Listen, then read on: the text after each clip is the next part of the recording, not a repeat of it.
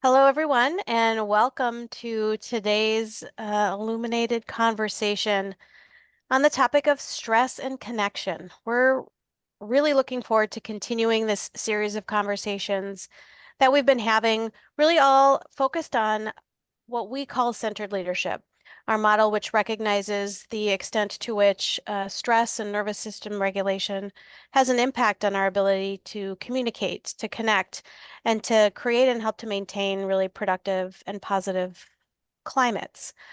And so today we're really focused on the aspect of stress and connection, and specifically how individual stress or stress within systems, can really impact our sense of cohesion, our ability to communicate, and ultimately our ability to be productive.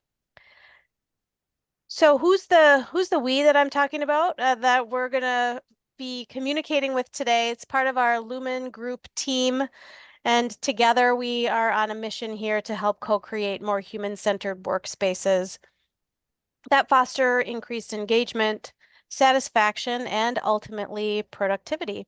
We do this through a variety of ways: individual and group coaching, workshops and retreats, and cohort-based leadership development academies. And with me here today to engage in this conversation around stress and connection are our senior consultants, Dr. Emily Hedberg and Mr. Donnie Hobbs, and myself, Dr. Megan Broger. I mentioned our centered leadership model, and I'm going to just review this quickly as it's something that we will probably reference and come back to because, again, we see this as so important, not only for the context of these conversations, but it informs how we think and approach a lot of the work that we do. And so, again, at the center of this model is the recognition that as humans, how centered or not we are, how regulated or not we are from a biological perspective, from a nervous system perspective, is going to have significant impacts not only on us as individuals and our abilities to connect, communicate, and to contribute to positive climate.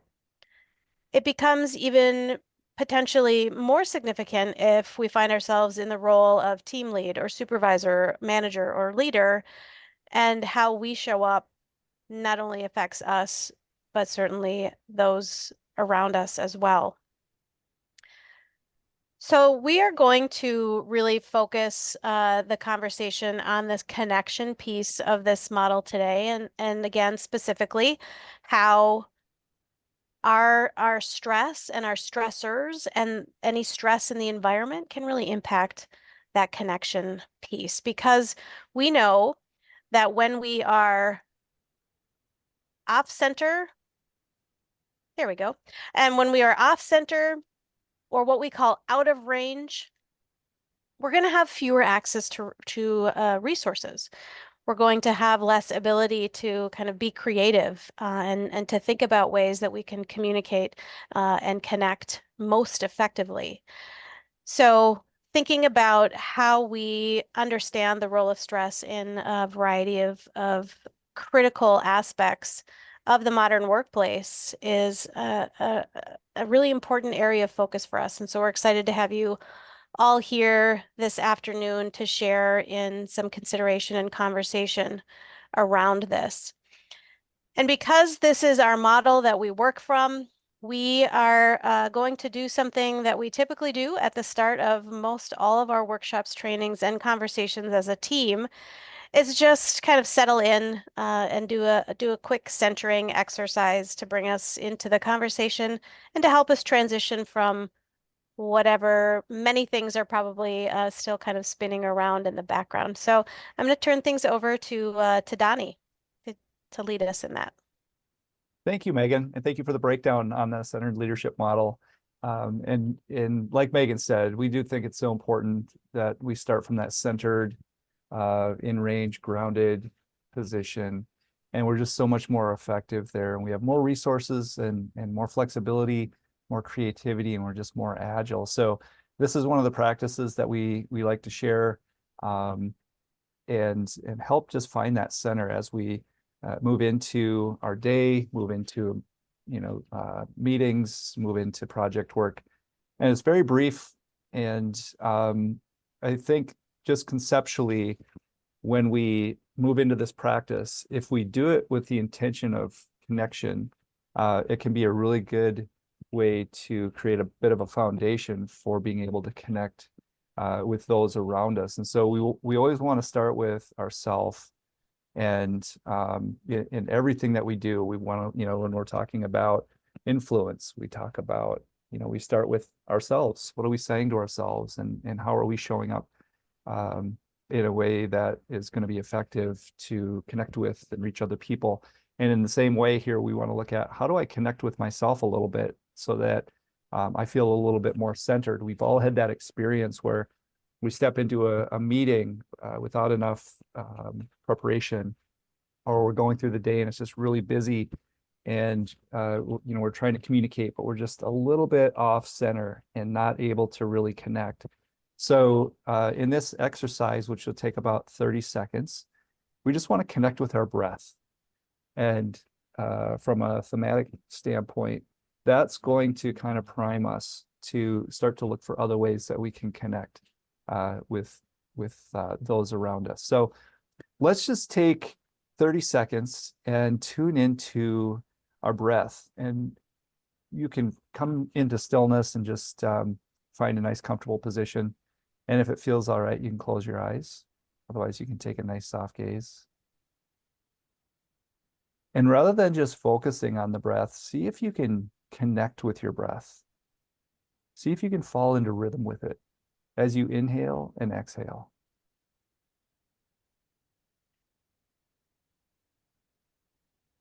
Slowing down the breath a little bit. And maybe deepening the inhale and slowly releasing on the exhale.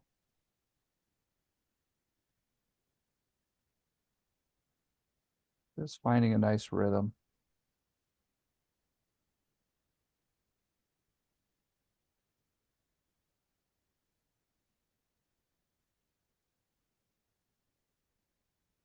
Making that connection with the breath.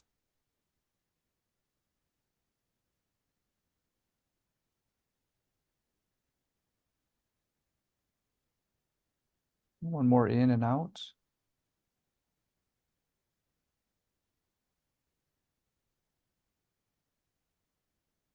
And when you're ready, you can open your eyes and come back to the room.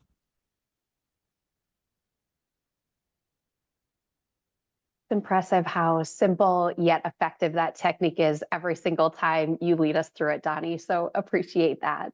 Mm-hmm. And it also reminds us the importance, as Megan was talking about our model, for us to be able to connect with others. We need to connect first to ourselves to be able to get back in center or in range, allowing us to then extend that outwards to our colleagues and friends and family.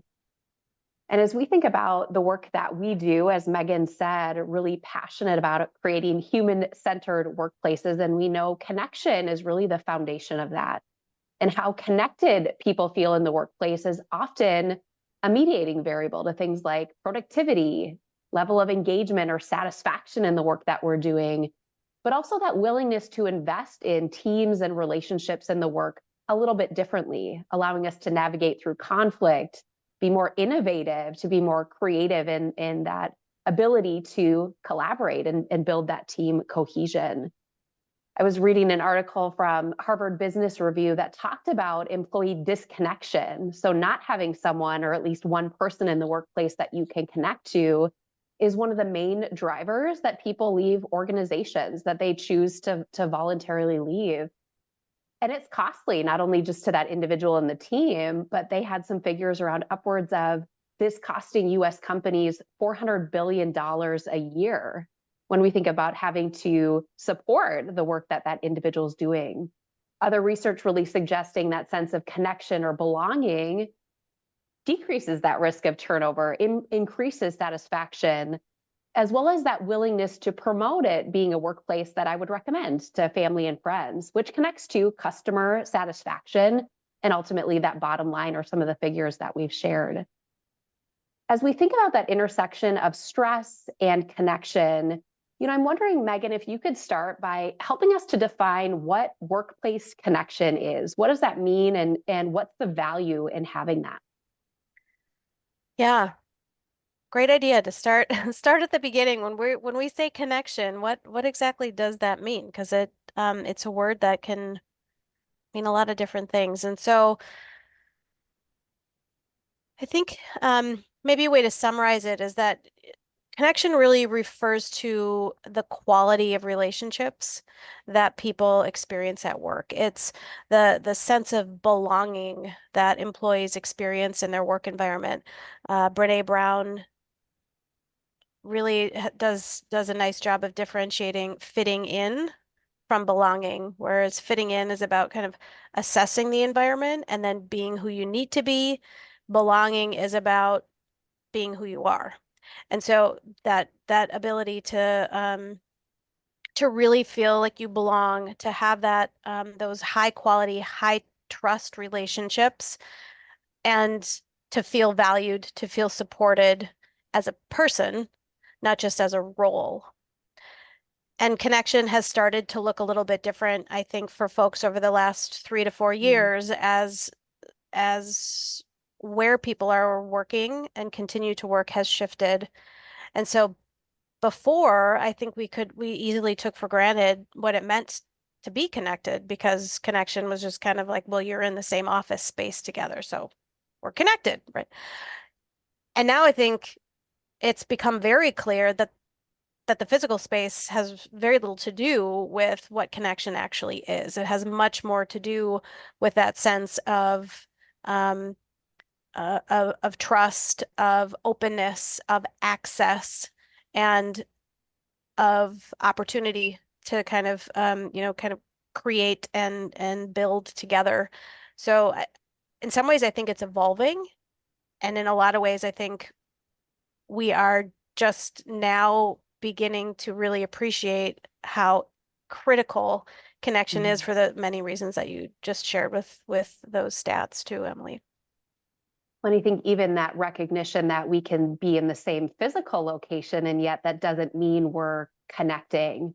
And I Yeah. really like that definition too, of distinguishing, that sense of belonging is really about being, heard and recognized and validated for all that you are. As we think about creating human-centered workplaces, it is really allowing and celebrating all of those aspects.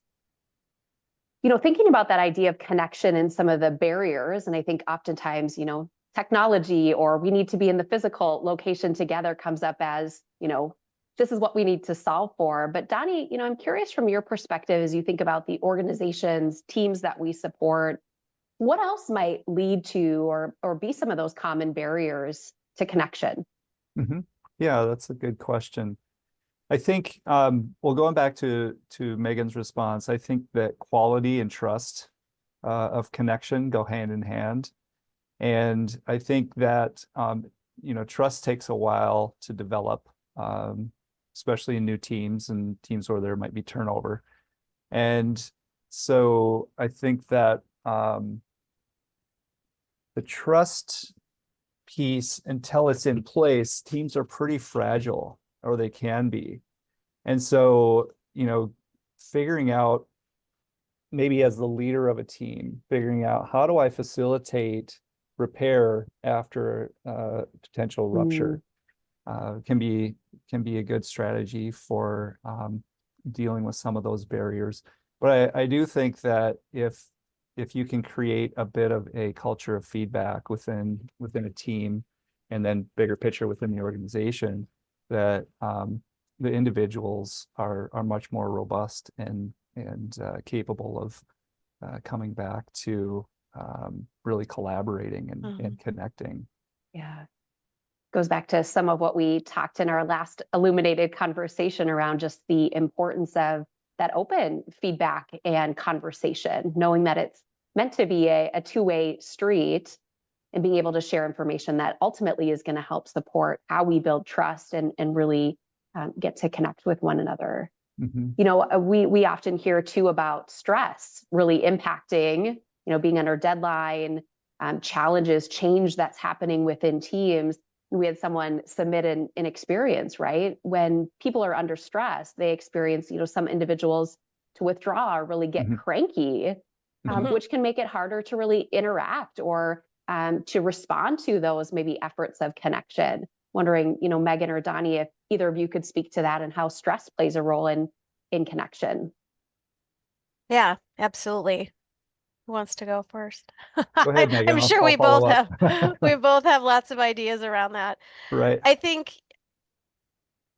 interestingly, we can think about if we think about stress from a nervous system perspective, what our brains do in response to stressors that are either, physical or social is it kicks in part of our brain that it really heightens our awareness of threat.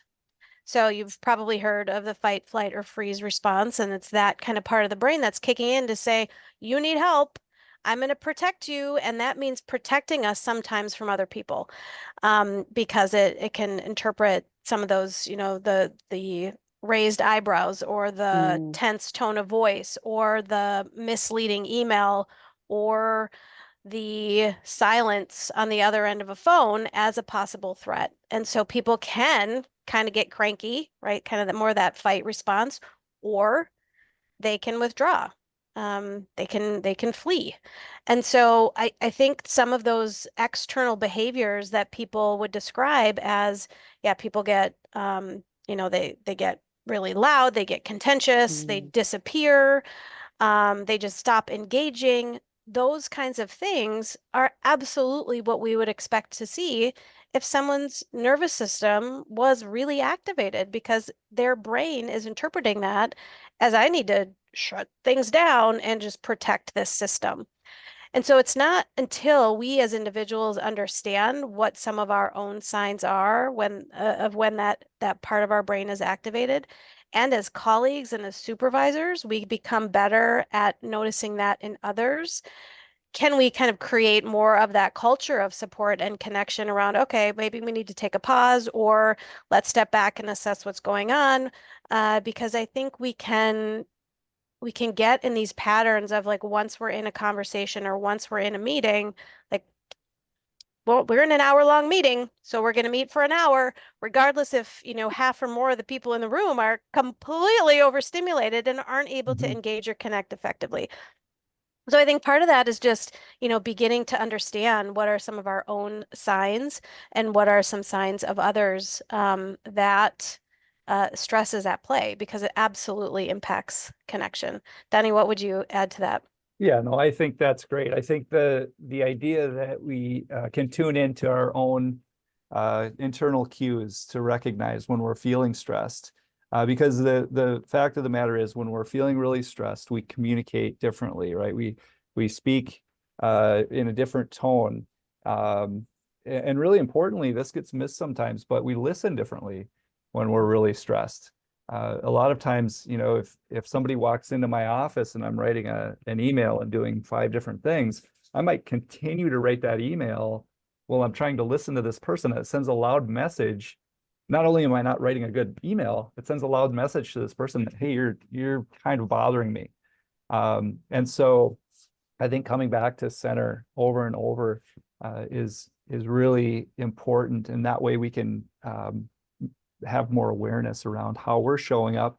And then the other side of that is when somebody else is really stressed, I think that one of the key factors to getting through that is to protect ourselves a little bit. Their crabbiness or shortness isn't probably about us, right? It's something that's going on for them. And then to kind of be in that space with some curiosity. How might I support this person? Looks like they need some space. I'm just going to give them some space. And now we don't create that big rupture. We just create a little bit of insight into what might be going on for the other person. And then we don't have as far to go to come back to reconnect with that person later on.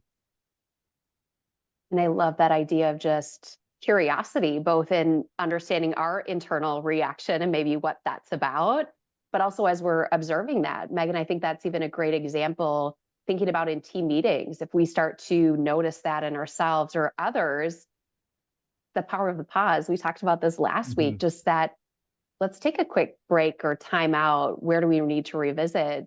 So that, to your point, Donnie, we're not getting to a point where it's this big rupture or conflict or tension that's either addressed or unaddressed as we close out that meeting. It also makes me think about this idea of this reactive versus proactive approach to really fostering connection. And I'm curious to hear maybe your thoughts around how, as leaders, maybe colleagues, we can be really intentional in fostering some of that quality connection or trust, so that when we get in those moments of stress, it's maybe not as damaging or disruptive.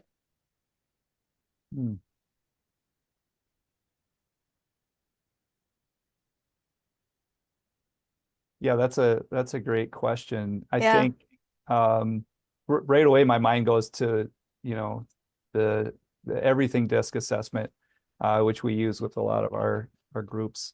But just, you know, finding a way, if you don't have an assessment, finding a way to get to know people and a little bit about what their preferences are, having some open communication, and maybe setting a standard as a leader in an organization or as a leader of a team, about you know, what the expectations are. And going back to feedback, you know, I think if you set the expectation that there's going to be a lot of a high level of feedback, then that kind of opens up some conversation so we can learn a little bit more about each other, so that we can build that trust that's necessary for creating connection and creating some transparency there. But yeah, it's a good question. But I think we need to be proactive. We can't just go in with the assumption of, well, our onboarding process took care of everything, and they know everything they need to know. It's, you know, that's the first step, and then there are 10 more steps in learning about, you know, how to inspire, influence someone, and again, it's a process. I think takes time. Mm-hmm. Yeah, I think this is definitely a case where the idea that you build relationships before you need them comes into play. Yeah. We often notice disconnection rather than the presence of connection. And so it is when there's a rupture, when there's a disconnection, when we can't seem to communicate effectively with someone or navigate a difficult conversation or a conflict, that we recognize, oh, we don't really have that strong of a connection. We haven't really taken the time to build trust or perspective or understanding of each other, whether that's as people, roles in the organization, roles on a particular project. You know, we don't have that common ground. And so I think it can be really helpful to remember that relationship building, connection making can be and probably should be a part of all of our jobs every day. And it's not something that requires, like, let's go off site and have a team building event. Sometimes those are really ineffective if people feel like, I'm not sure I want to break the ice or kind of play these games if I don't even know who you are or what you do. And so, you know, what are the ways that we can really leverage the interactions and the conversations that we're already having day in and day out? Because trust happens one interaction at a time. And so can we kind of reimagine what the functions of meetings are? Like, that is a forum that I think is really undervalued in terms of a connection building, rapport building, trust building environment. It's something that we're in meetings, many of us, all the time, all day long, with other people. That's why we have meetings, is to interact with other people. And if the only thing that we're doing in those meetings is trying to get work done, but missing that opportunity to really connect and to build trust, then think about how many opportunities that we're missing out day in and day out to build those relationships before we need them. And if we have those strong connections and we do things little bit at a time, it's much more likely to have a sustaining impact.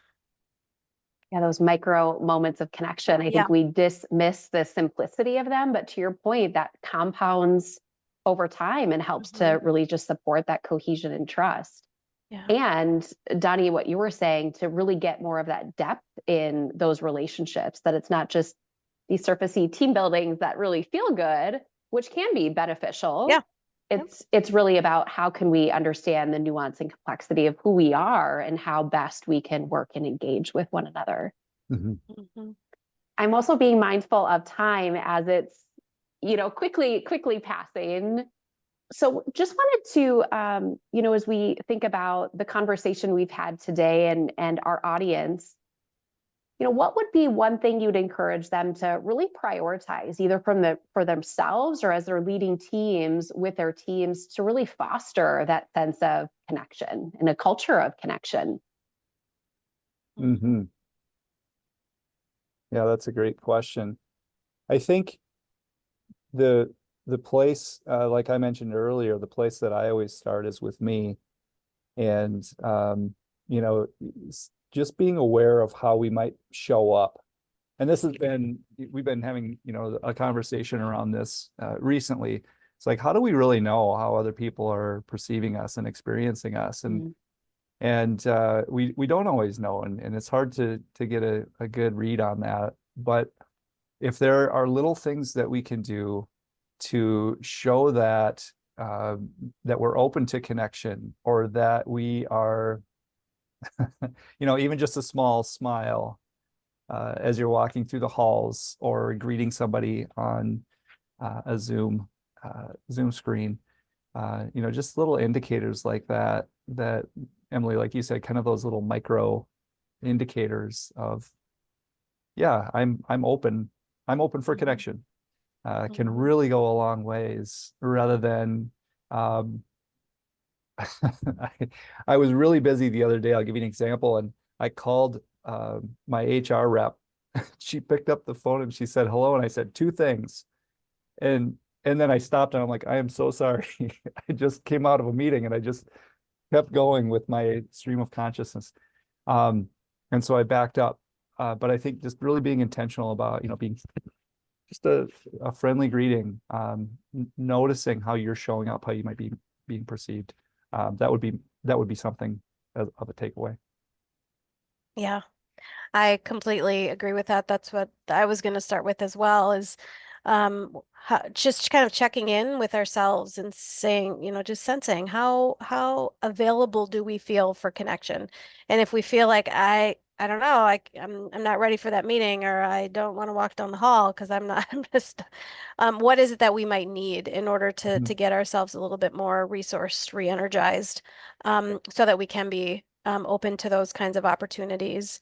And then secondly, I would think about, are there things that each of us can do in some of those meetings or conversations, some of those more micro moments, to just do what Donnie just modeled. If we find ourselves kind of diving right into the content, like the project stuff or the product stuff, or whatever the actual work is, can we just back up a minute and say, "Hey, afternoon, how you doing?" Um, just starting with something personal and acknowledging each other as humans, and then moving into the work. Even those small interactions can begin to make a big difference. Yeah, and as Donnie was sharing, it gives people that sense of, oh yeah, I'm open to connection too, and models different ways that we can really promote that.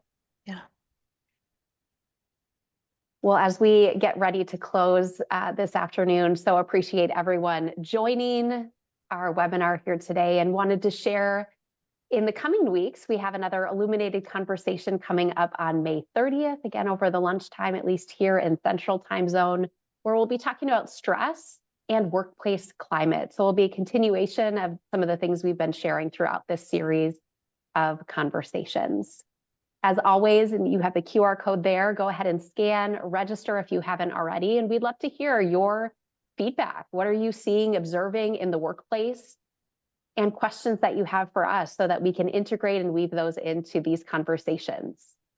And then lastly, stay in touch with us. If you don't already, please follow us on LinkedIn. Join us again in a couple of weeks, where we'll have another great, insightful conversation around stress and the impact on the workplace climate.